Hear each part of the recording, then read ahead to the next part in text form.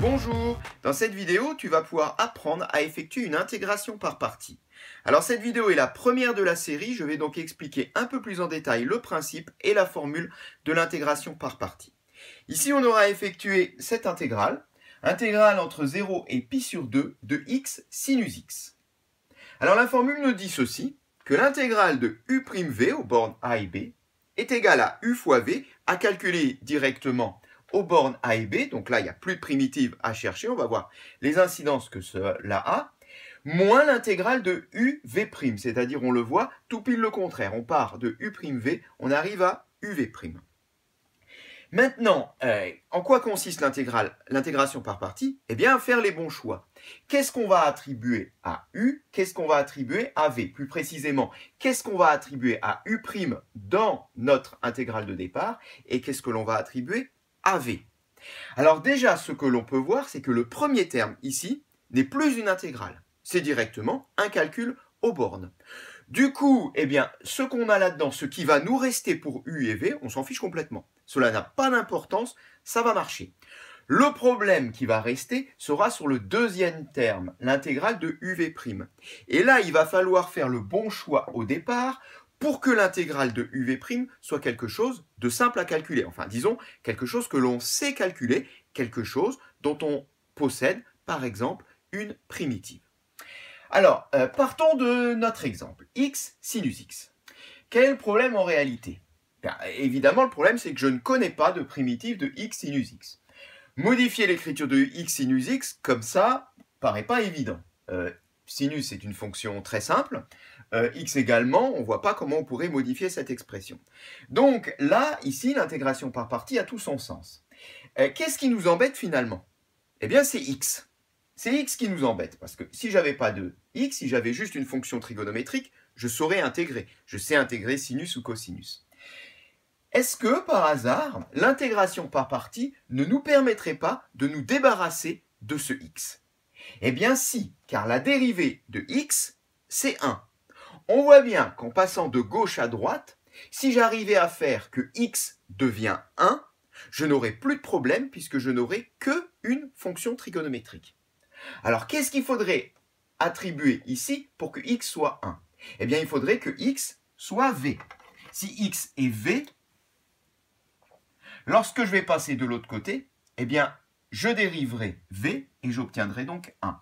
Alors, si x c'est v, ça veut dire que sinus x sera u'. On va l'écrire en marge. u' de x égale sinus x, v de x égale x. À partir de là, on dérive v et on récupère la primitive de u'. Alors, si u' égale sinus x, eh bien u de x égale moins cos x. Une primitive de sinus, c'est moins cos. Si v de x égale à x, on l'a dit, v' de x égale à 1. Eh bien, à partir de là, on va maintenant pouvoir appliquer notre formule d'intégration par partie et on va voir qu'on n'aura plus de problème sur le second terme. Allons-y. Alors, notre intégrale devient d'abord u fois v. Donc, u est ici, moins cos x, v est ici, x. Donc, x fois moins cos x. À calculer aux bornes d'intégration, soit sur 0, pi sur 2. Moins l'intégrale sur 0, pi sur 2 de uv'. uv', c'est-à-dire une fois moins cos x. Alors le moins, je le fais passer à l'extérieur de l'intégrale, cos x dx. Eh bien voilà, on voit clairement ici que j'arrive là avec un calcul aux bornes qui ne m'intéresse pas, je sais que ça va marcher, on ne s'en préoccupe pas. Et une nouvelle intégrale d'une fonction trigonométrique, j'ai ici abaissé le degré du x pour revenir à un degré 0, c'est-à-dire à 1. Je n'ai plus qu'à intégrer cos x, ça je sais faire et je vais le faire. Ça nous donne quoi? Alors, moins x cos x sur 0 pi sur 2, plus une primitive de cos x, c'est sinus x, donc sinus x entre 0 et pi sur 2. Reste plus qu'à calculer maintenant les valeurs aux bornes. Alors, pour le premier terme, ça va aller vite, puisque ici, j'aurai donc en pi sur 2 du moins pi sur 2 cos de pi sur 2.